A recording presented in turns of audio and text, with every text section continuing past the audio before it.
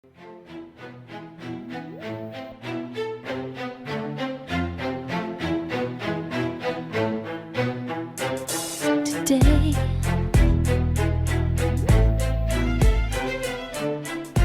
The Expansion Zone with Sonia Barrett. everybody's talking about consciousness. Everybody wants that eternal kiss. Yeah, everyone's saying there's more than this. Everyone wants to follow their own bliss. Talking about one love, one blood, one life in everyone. One life, give each other. We are sisters and brothers. We sing Om On the Expansion Zone, we examine life and our quest to understand who and what we are and of the vastness of human potentials. We explore the making of our world from quantum physics to parapsychology, health, sociology, and philosophy, along with practical living. You are reminded of the possibilities in creating personal change. So for an hour, we'll stimulate and expand the mind. Shanti, Shanti, Shanti, Shanti. Sing the world, let's do it together. Well, welcome once again to another edition of the Expansion Zone with Sonia Barrett. I'm, of course, Sonia Barrett. Thank you for joining me today, for showing up anyway. And, of course, happy Monday. I am slightly hoarse. My weekend, obviously, well, it was great. So I'm hoarse for good reasons. We had gone to Mammoth Lake and had a really great time. So I'm here and I'm still able to talk. But anyway, today is Monday, as we all know. And sometimes the week doesn't start off, or the Monday anyway, doesn't quite start the week off right. But I think what we have to keep remembering, because I have to keep reminding myself, that each moment is new, which means that each day is new. And sometimes we simply just drag our problems and challenges and discomforts from one moment to the next. And it's so very easy to do. And so it does make it difficult sometimes to see and to remember that every moment really is new and filled with possibilities. So that's my reminder for you and a reminder to myself as well. So today, this is a topic I wanted to address, particularly, I think, a few weeks ago, there was a show that I had done, and that sort of stirred me to this thinking. I do a lot of, I think, edgy shows because I've heard that from some of our listeners who love it, that I do all kinds of outrageous conversations. But anyway, there was one, I think, that for some people they probably thought, whoa, this is way out there. And so my question is, why do people become trapped in comfortable beliefs and unable to entertain possibilities?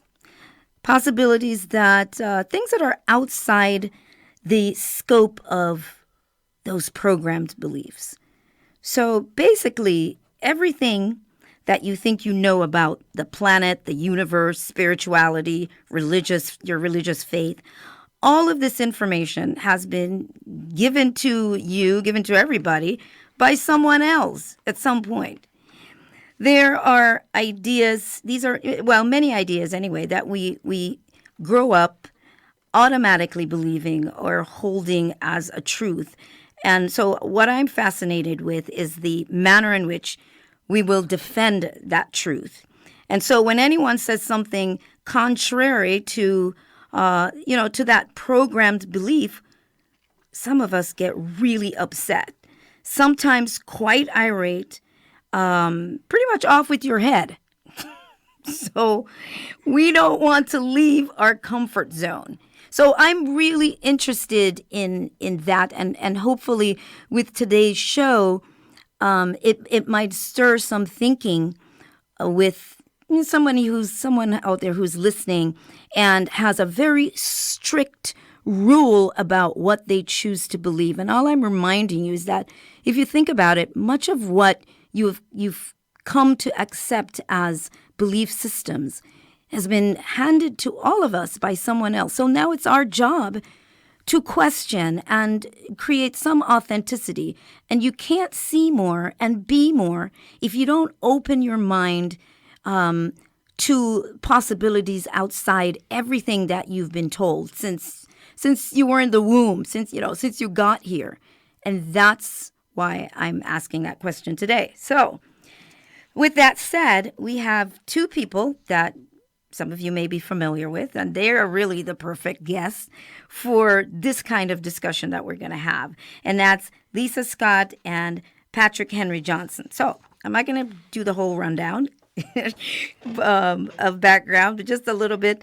Okay, so let's see. Lisa Scott is a metaphysician, author, speaker, and blogger, as seen in Huffington Post and Mind Body Network. Lisa experienced a shift years ago when she began to understand that we have the power to change our own thoughts and therefore change our lives. And she went on to pursue a bachelor's degree in metaphysical spiritual counseling. All right, so she's got a background in religious background that is interesting in terms of answering some of these questions or bringing some clarity as to how she felt at the time. And then Patrick Henry Johnson, he's been on several times. He is an internationally acclaimed visual artist based in Los Angeles. His work can be seen in various parts of the city, transforming walls and communities, people's minds. He's a transformer. He's a real transformer, not like the movie. He's a transformer. But anyway, but I love their minds because their minds are so open, and they went to a space of investigation, meaning religious arenas, and because of that, they understand where most people are coming from, and not just religion, but just many things. So anyway, all right, so I'm going to stop talking about stuff right now, and then bring in Lisa, introduce Lisa, and then introduce Patrick. Lisa Scott, you with us? I sure am. How you doing, Sonia? I'm fantastic. Good to have you here. Yes, wonderful to be here. And hi, Patrick. What's up, Lisa? How you doing? I'm doing awesome. It's good to hear from you. Well, Good to hear your voice. you can give an official hi. Welcome, Patrick. Yes, hello, everyone. How you doing? All right, two of my favorite people to laugh and joke about reality with. But anyway, I thought perhaps we could start with, let's see, where do we want to start? All right, so I'm going to start maybe with Lisa with a question here, and I made sure to kind of jot something down real quick just to get things rolling. All right, so Lisa, being in the church, was there ever moments during the time that you were in the church when you were exposed to information that was completely outside the scope of anything that you had been conditioned to believe? And if so, what was your reaction to such foreign information? Of course, I'm just posing this question, which I'll pose that to Patrick as well, in the sense of everything that I said earlier, just to get a sense of what that was like when somebody came, with information that was outside the scope of the doctrines that you had been given. Yeah, I basically tuned you out.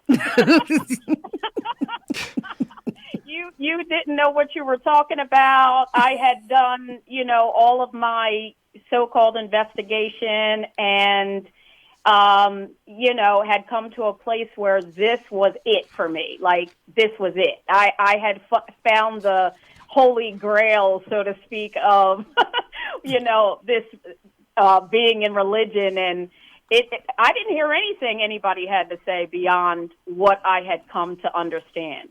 And as a matter of fact, I remember a day on the way to church, or they called it temple, but, riding down the street with a girlfriend, getting ready to go to church, and seeing this gentleman on a bike on a sunny day, just riding around outside, like enjoying life. And me and my girlfriend are sitting there like, what a sad case he is.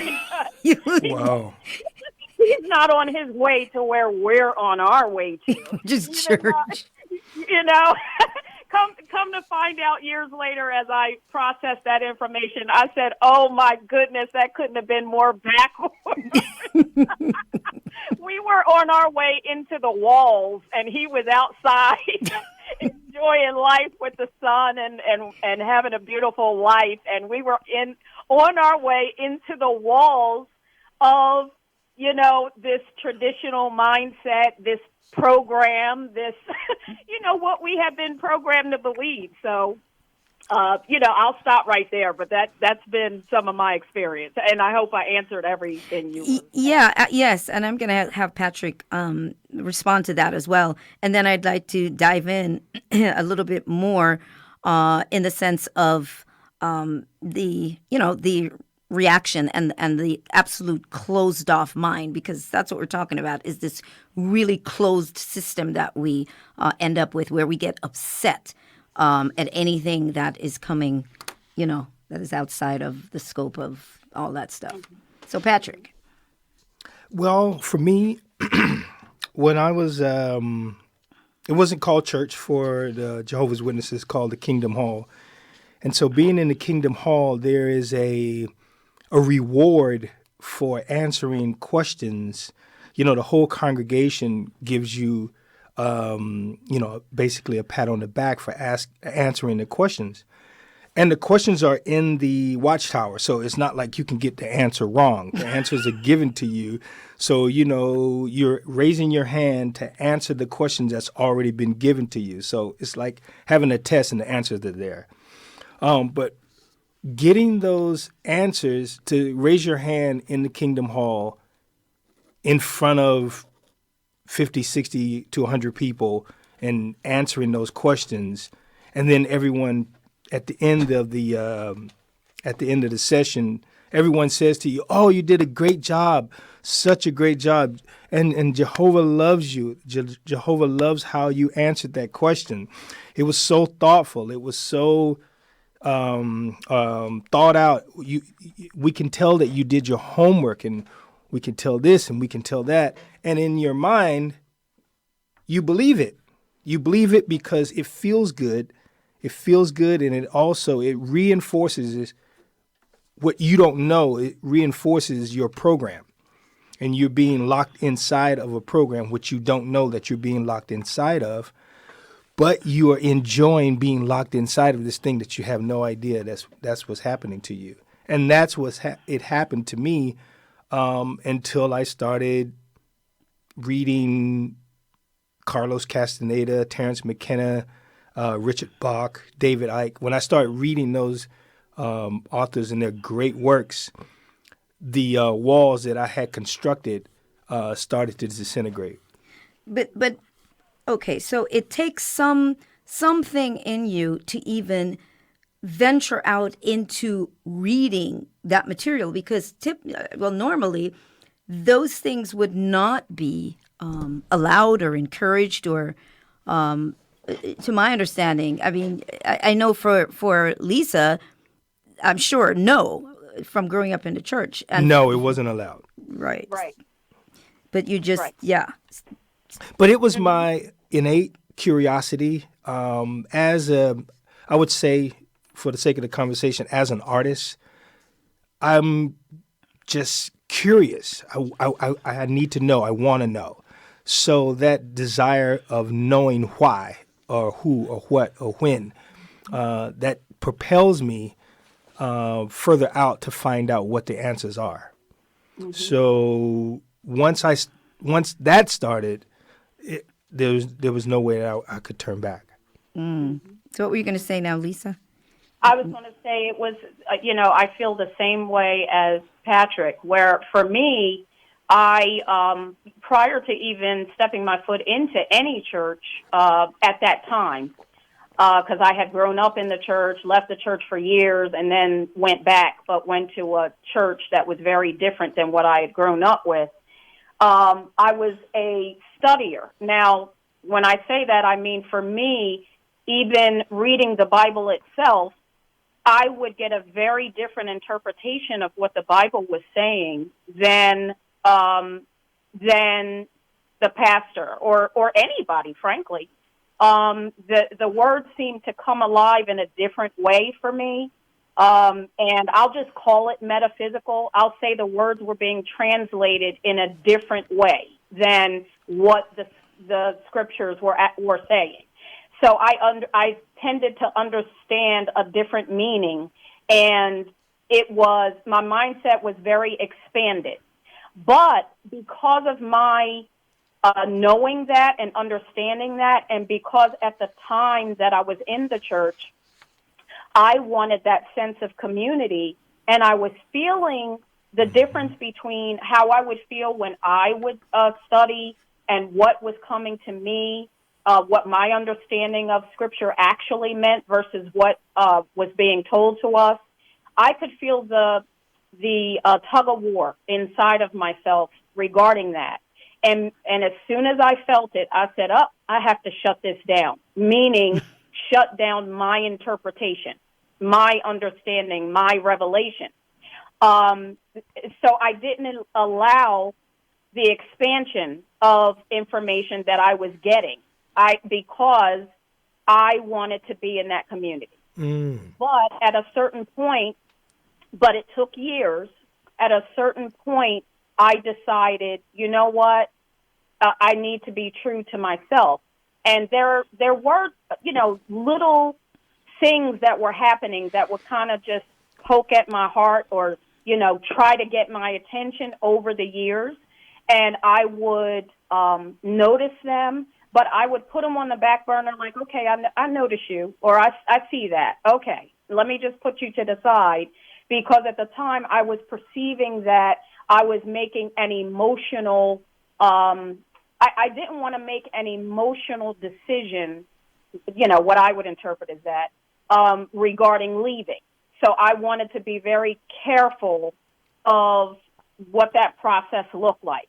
But the first part of it was me saying, you know what, I'm no longer going to allow the pastor or anyone else to tell me or have that direct line or understanding of what anything was for me. I'm not going to allow anybody else to interpret that for me.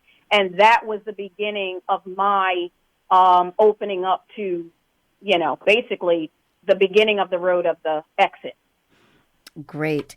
Well, everything that you've both shared, okay, we've been referencing religion and, in whatever form it is, but it's the same thing. It spills over into scientific beliefs, health, the nature of reality, the cosmos, of course, the God concept or not, politics.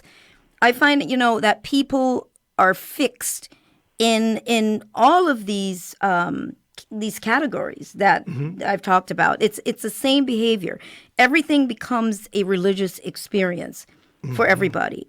You hear people, in terms of their political views, that their family were, Republicans or Democrats. And what does it have to do with you? They're diehard this thing, and it just takes them away from any kind of possibility of authentic thinking. Right. And that's what I'm getting at, is the realization that authenticity is really missed, I think, for the majority, because much of what we know, all of us, of course, then of course there are the people like us that are asking questions, but I think people just need to realize that pretty much everything you just have to chalk it up to, oh yeah, that's what I learned. Okay, there's no real evidence, but you're defending it, right? Getting into wars and fights with people about it. Yep, absolutely. So I just wanted to throw that out there. So if anybody has anything else that they want to add in terms of that, I mean, I could go on and on. What I would add to that is, And it's so simple, but it's really profound. Is you have to unlearn everything that you've learned. And that's what I had to do for myself.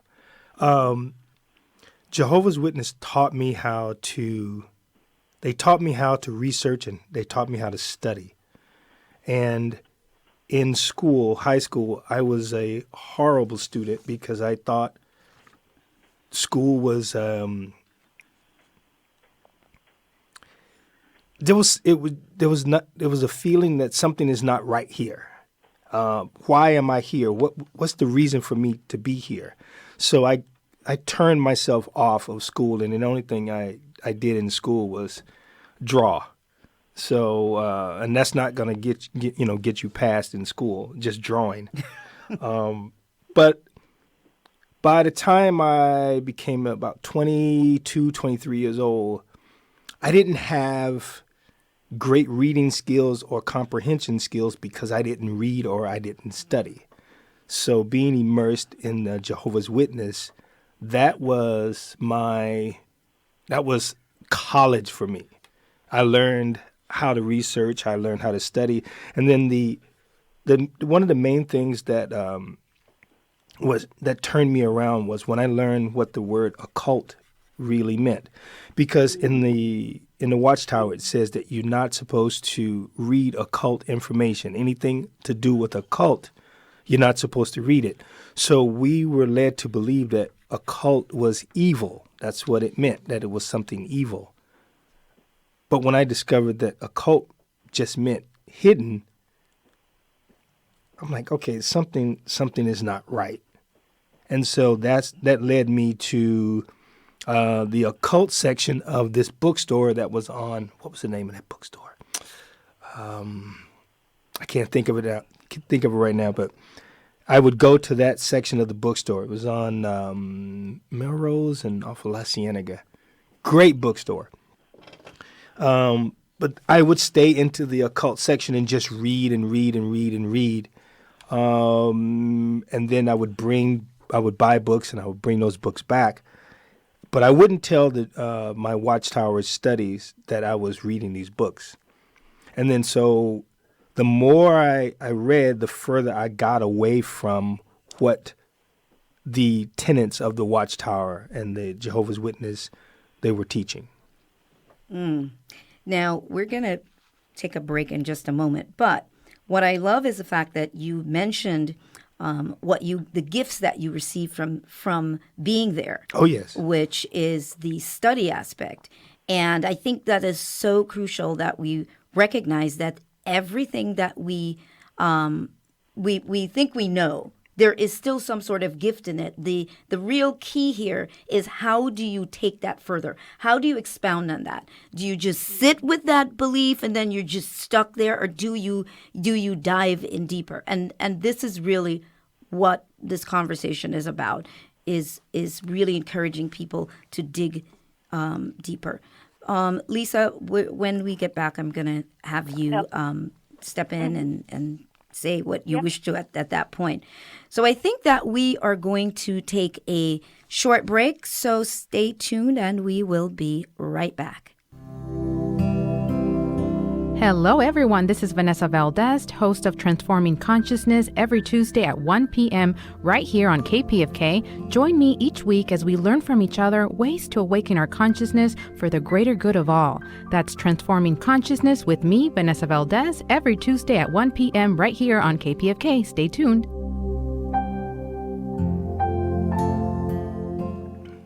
All right, and we are back. Of course, you are listening to The Expansion Zone with Sonia Barrett, and of course, that's me. And we're coming to you from KPFK 90.7 FM in Southern California, 98.7 in Santa Barbara, 93.7 in San Diego, 99.5 in Ridgecrest and China Lake, and streaming live at kpfk.org. And we are having a very interesting conversation with my guests, both Lisa Scott and Patrick Henry Johnson. And we're really kind of diving into, why is it that we get so trapped, many people get so trapped in a belief, and to the point where they will defend it with no supporting system behind it, but just a bunch of information that stored information from whatever you've been programmed with over the years. So anyway, so we're going to hear what Lisa has to say. I know you wanted to throw something in after Patrick, and we talk about the gifts from the experiences. Yes, I was just thinking about, because of the fact that I had given myself, so to speak, over to, what I was doing at the time so utterly and so completely, my mindset, my family, my money, all of that, as far as I was concerned, it was filtered through the doctrine of the church and all of that for 12 years, my son says. What I would say about that, the gift that I received is because I so completely and utterly gave myself over to the church in that way, I was able to turn around and give all of that energy and strength back to myself with the same, passion that I gave to the church setting. I gave that back to myself. With my understanding that it was about, because I talked to you about this before, in terms of the day that I understood that I was going to leave and never turn back was like a light switch going off for me. And I had come to a place of understanding that because I was asking the question, how did this happen? How did I go from, spending all of these years having this mindset, this understanding, all of this, to, 1 minute I'm there and the next I felt like it was completely gone, just completely gone. Like somebody had reached inside my body and took everything, the thoughts, the emotion, all of it was completely gone. And I wanted to understand, how could that have happened? But from how did this happen? How did I do this? How was I able to be in a certain space and place for all of these years, and now I'm no longer there? And that led me to understanding about the mind and how powerful we are as human beings, and how no matter what we're doing in terms of where our attention is spent, I don't care what it is. If you go down that road of your attention being spent in that regard, then that is what you're paying attention to, and it shuts out everything else. It doesn't matter what it is. Just like you were saying, it has nothing to do with just religion. It has to do with everything. So when I understood that, I said, oh, my goodness, how powerful are we as beings that we have the ability to, no matter what we're focusing our attention on, we can change our minds about something. And that became, my focus, because, that became it. Because no matter what I do, I can always turn around and have a different thought. And over the years, as I have ventured to study certain things, and I may have noticed myself getting, I'll call it, so to speak, married to an idea or a thought. And then sooner than I do that, I turn around and find out something contrary or something different than what I was focusing my attention on.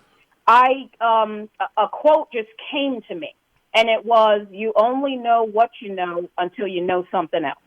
And that's what it is. Yes. So that has been my journey, and the gift I received from being in the church was the ability to turn around and give back to myself what I had given outside of myself.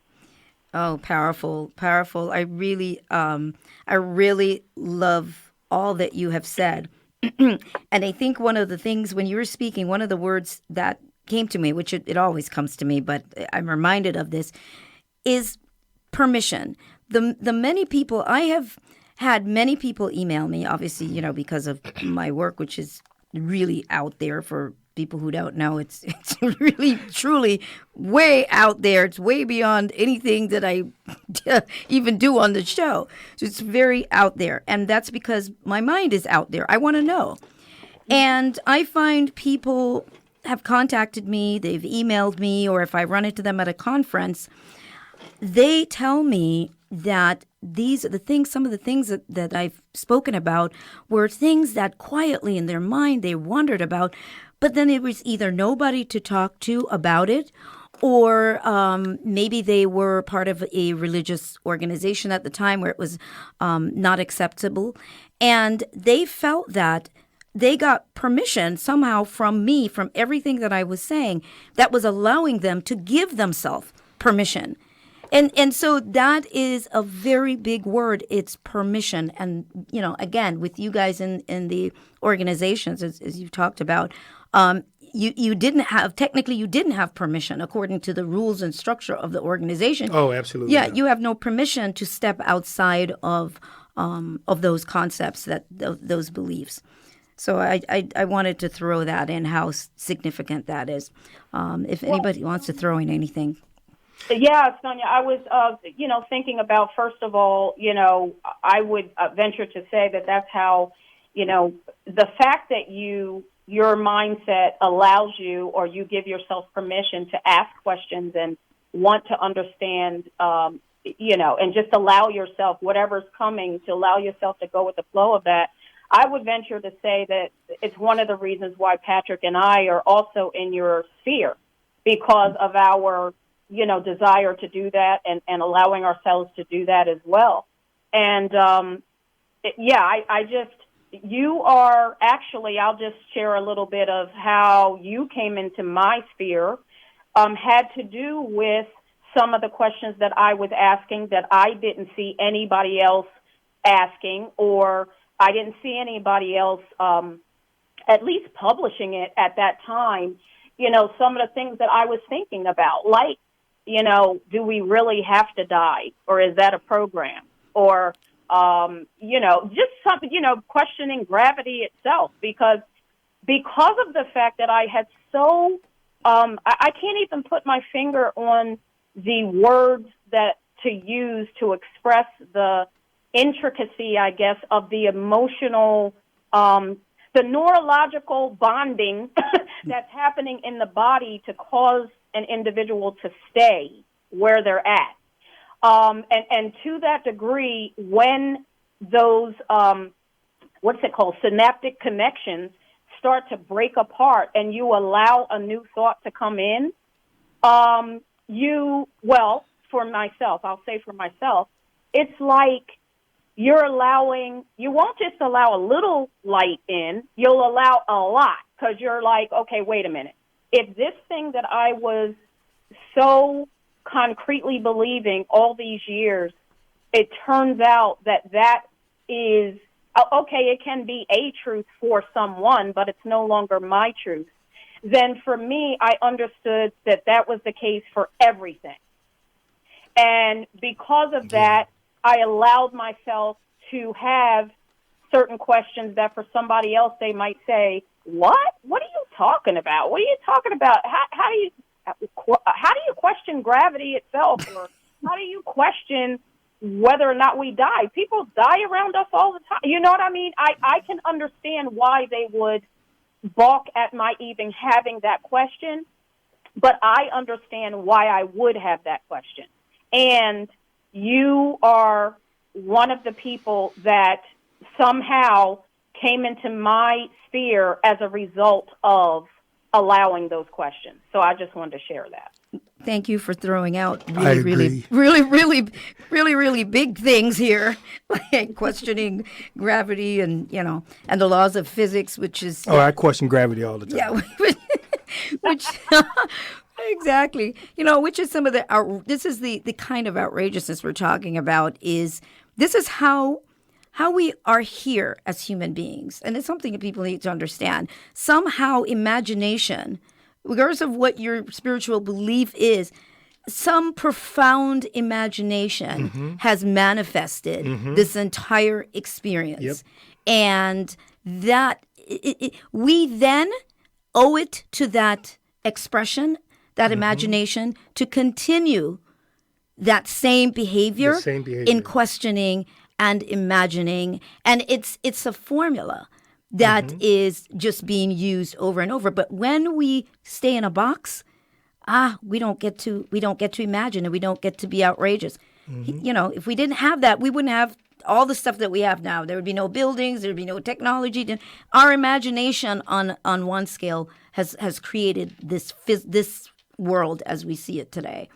I'll say, even as a painter, I put myself in a box, and I didn't know that I had put myself in a box as a surrealistic, metaphysical, cosmic painter. So I got a commission job to do a impressionistic impasto painting. So impasto means there's a lot of paint. It's just piled up. Impressionistic, there's no straight lines, there's no lines, there's no clear definition of where one thing is and the other one thing ends and the other one begins. There's just color. But when you back away from it, it all blends in and it comes to this beautiful image. So when I got the commission, when I first saw the image, I'm like, oh man, I can do that, but I didn't know if I could do it. And I went right back. I heard myself in my head going, you can't do that. But then I heard, well, you have to do it. And then I had this tug of war going on, but I knew that I had to do it. So, and I never painted with a palette knife before. So I went to the art supply store and I got palette knives and I got new paint. I got gel medium and I'm working on this painting, and the painting came out horribly. So, which is a real, it's a blow to your ego, because as a surrealistic, metaphysical, cosmic painter, I'm stellar in that area, right? So now when I'm doing this other thing, it doesn't work. But I had to dig inside of myself to find the reserve. I had to find, how can I do this? I had to find it. I had to let go of everything that I knew about painting surrealistically and realistically to do this painting. So I had to drop everything that I knew. The only thing that I had to retain was color and light. That's the only thing that I had to retain. Everything else had to go. And so once I dropped everything, and it took me, it was twice. It was a diptych. So by the time I got to the second part of the diptych on the first painting, it didn't look right. So I had to abandon it. So I started fresh, started again. And then midway through the second process, I found how to do it. It came to me.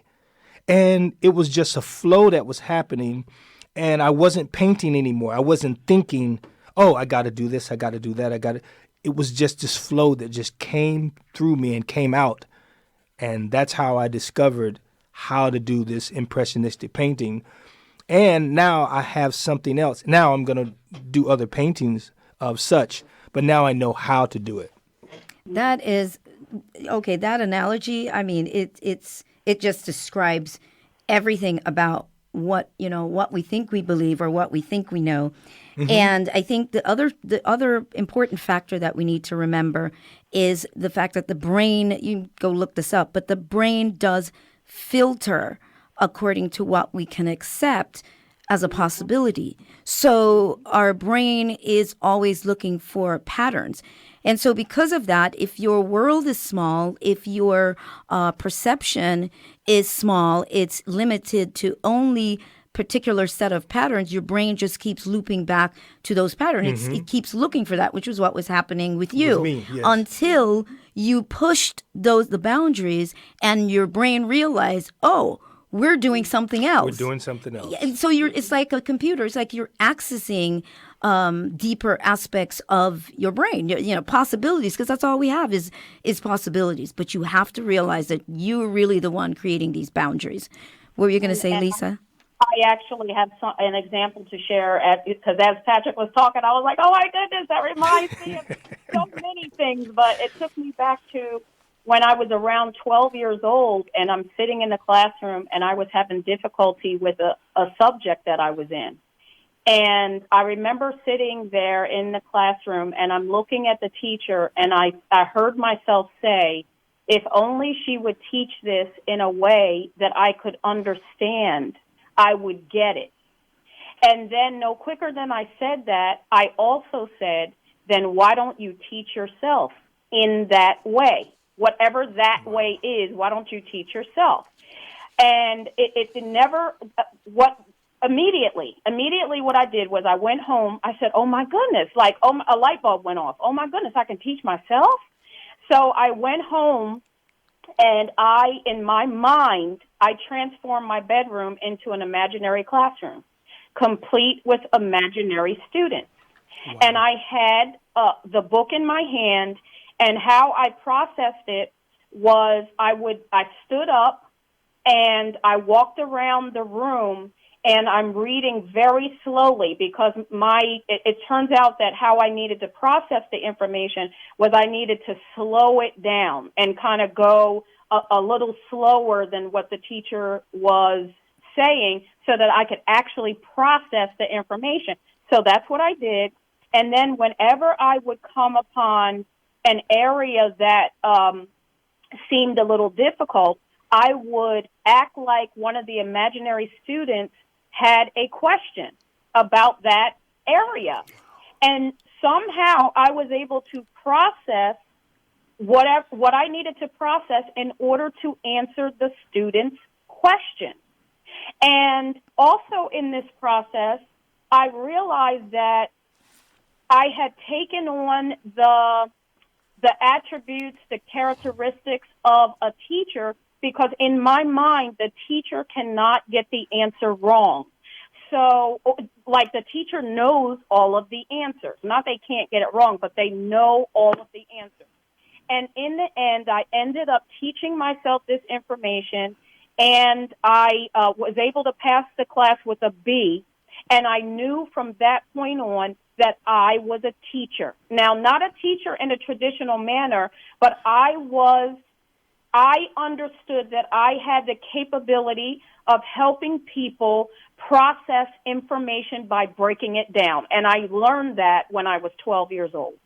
Wow. Get down, Lisa. That is so powerful. Wow. I love that. This is what I'm talking about, though. It's just kind of allowing yourself. It's like yourself will show you so much if you're able to actually step back and get into yourself more, as opposed to just the external aspect of things. And I know that we are going to need to take another quick break. Before we take that quick break, I'm throwing this in again. I know I've said about the cosmos and the planets and stuff, but I like to remind people that everything that we really, basically that we think we know about the planet, about the cosmos, about everything about our world, it's information that was presented to you. Scientists are people too. And this is the reason why we find that in 20 years or 5 years or 50 years, there is a change in information. What was believed on some things 50 years ago or even 10 years ago or 5 years ago, they now discovered that maybe it wasn't quite that way. And this is something that we need to keep in mind before simply locking ourselves in, but be open and be flexible to the possibility of that information expanding. I'm going to say expanding, because it's not necessarily that, oh, that wasn't true. There's a aspect of it that was true, because that was as far as whether it's the scientist or the individual could go in their understanding, and so it kind of stops you there. So we are going to step away once again for just a quick break, and we're going to return. So just stay tuned and we'll be right back. Should teachers be armed? Politics or Pedagogy is on the air Saturday, June 29th at 1 p.m. Special guest Tom Hartman shares insights from his new book, The Hidden History of Guns and the Second Amendment. Educators weigh in on this issue and others that classroom teachers face. Saturday, 1 p.m., Politics or Pedagogy. All right, and we are back. And you, of course, you're listening to The Expansion Zone with Sonia Barrett. I am Sonia. And let's see, 90.7 FM is what you're listening to if you're tuned in your car. KPFK 90.7 FM, Southern California. And my guests have been Lisa Scott and Patrick Henry Johnson, and we've been discussing basically the belief systems and being stuck in a belief and what that could possibly look like if you were to step outside of that belief. And, just last week, I had the opportunity to call a couple of listeners back because we had a guest on. We were talking about feng shui, and she gave away a few books. And so I did call them, and it was wonderful to hear the response from those listeners, that how much they love the show. And one lady in particular said, you know what? She goes, you take my mind to places, she's like, things that I would never have thought about in a million years. You take my mind there. And she said, you know what? I love it because I want to expand my mind. And this is what this is all about. It's just helping you to think outside the box. Maybe things aren't really quite as they seem, and they're not. I mean, we could go into that, that's a whole different show in terms of everything that we see with our eyes. Is it really that particular pattern that we see? Is a rock really what you think you see? Is any of this? Yeah. So yes, so we could get outrageous like that. But you really do need to. And here's the beauty of all of this is expanding our minds in that manner and allowing ourselves to really stretch our imagination and to just to think more deeply. It's creating new neural pathways because you're stretching your mind, your thinking process. You're learning something new, and that actually does affect our longevity. It actually has a chemical, hormonal reaction, which is why you do hear them say that seniors, when they those that are doing something new or learning new things, even though they're doing that on a smaller scale, they tend to be healthier.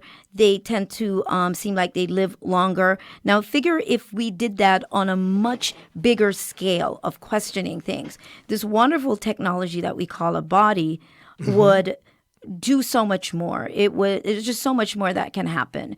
And I think this is where we're going. This is the future is quite different, but we're heading there because of all the things that we see. But it's quite different in terms of what human beings will be able to understand and do and return to the days of telepathy and telekinesis and all of those things that seem so foreign now. So shows like this are about stimulating that realization of what's possible for a human being and just in general. So anybody wanted to throw anything in? Yes, the world is flat. Would you stop that? Yeah, right? Don't even start that. Go ahead, Lisa, so Patrick won't speak. I was just thinking that, whenever there's an image that comes to mind when I think about perspective and, how we close ourselves off to certain things once we lock ourselves into certain things. And it has to do with architecture. And an image comes to mind where a person who is inside of a house in a very specific room, and however that room is built, you can only see from that room, from that perspective. But if you are outside of the house on any one of the sides of the house, again, you can only see from that perspective. But if you were to take the roof off and get an aerial view of the home, now you can see all kind of sides. And for some reason, that image comes to me when it comes to perspective and how we can tend to, close ourselves off from other pieces of information. Like you said earlier, based on whatever it is that we're ready or willing or however that works to hear or understand something is how we're filtering information in, but also how we're filtering information out. Wow. Okay, that's too much intelligence right there.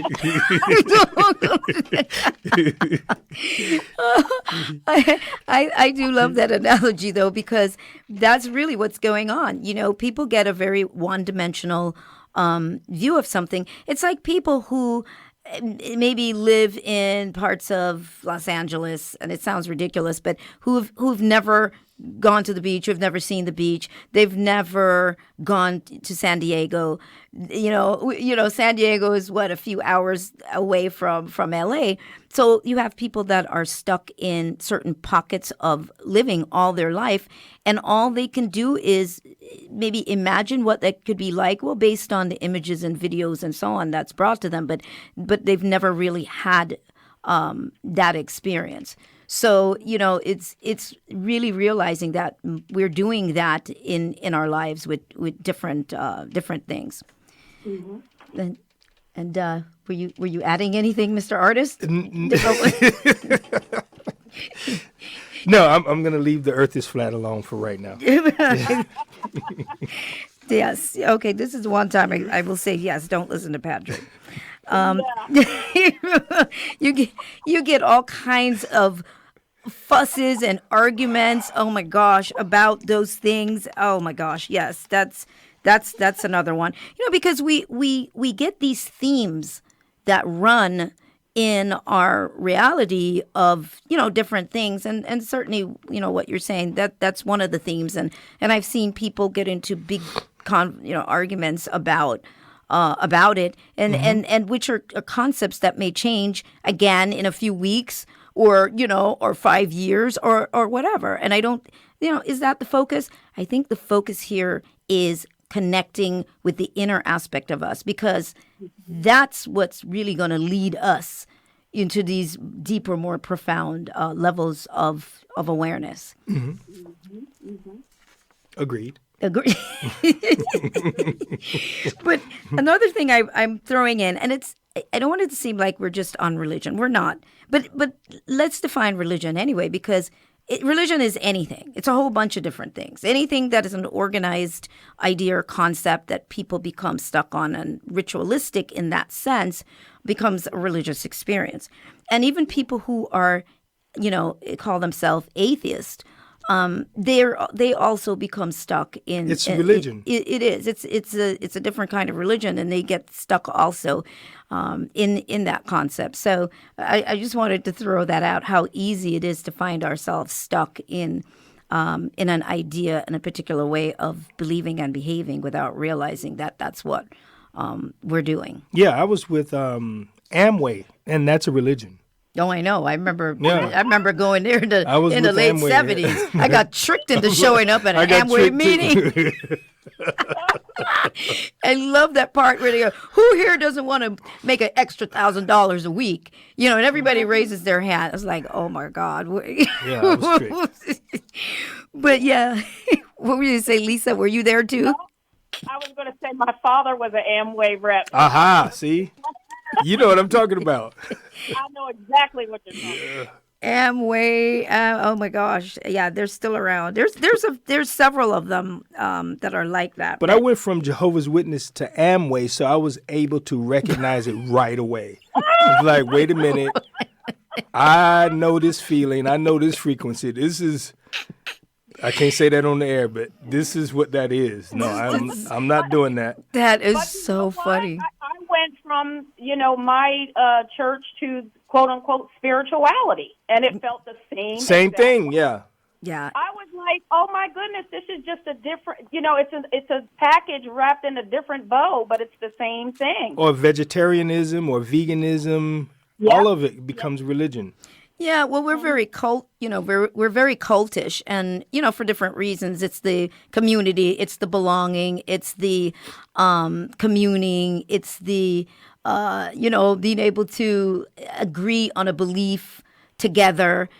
Because we're what, social beings. Yes. We like that, and everything is about relationships. And I think that's how that happens. And I don't even think it's so much that, okay, you're going to don't let that happen. I think that you take the gifts wherever you are in this moment. It's about being able to retrieve gifts from the experience. There's something Oh, you're yeah, learning. absolutely. You know, which is Yeah. what you guys have said. Yeah. It's something that you're learning that you can use to what? As a stepping stone to take you further, to take you deeper. Now, before we And it's all for you anyway. Absolutely. It's all for you. You brought it to you for the experience of it. For whatever reason, it's just for you. I want to make sure before we do run out of time, because we're getting close, it's for Lisa to give out your website, please. I am at lisascott.org. lisascott.org. And you also do consultations and so on. Yes, I do. Coaching, I Find should all say. the Yeah. information right on my website. All right. And you, Patrick? And you can reach me at PHJArt, and that's Instagram. Thank you. All right. So what else can we cover? Okay. What else can we cover? We have 2 minutes, but I'm going to say we have 1 minute. what else? What would you throw at your audience for anybody that might be listening right now? That may be a little bit triggered not necessarily in a negative way. What would you give, Patrick? What would you say to them? I would say sometimes fear is the main reason for you not being able to move outside of whatever your program beliefs are, because you don't know what's outside, so you stay in the confines of this belief system. It's like, for instance, my son, who is going to drive cross country. He's 13 years old. He's going to drive cross country, and then he's going to fly back by himself, which is going to be his rite of passage. I can tell that he's nervous about the whole situation, but he doesn't know how much it's going to make him grow. It's going to push him outside of the person that he is to become a greater version of who he's going to be. Oh, wow. Okay. All right. Well, Elisa, real quickly. Yep, just wanted to say that whatever you need, trust yourself. You don't have to go outside to understand anything. All of your answers are on the inside. All right. Go ahead, Socrates. I'm telling you. Oh, my goodness. And I just want to say that, again, visit therealsoniabarrett.com if you'd like to know more about me. All right. So I want to thank you, my listening audience, for being here and for being open and all of that, and to our engineer for the day. And visit theexpansionzone.com to listen to this show and other shows in the archive. And once again, therealsoniabarrett.com. Remember to live life to its fullest and question everything. Until next time, see you then.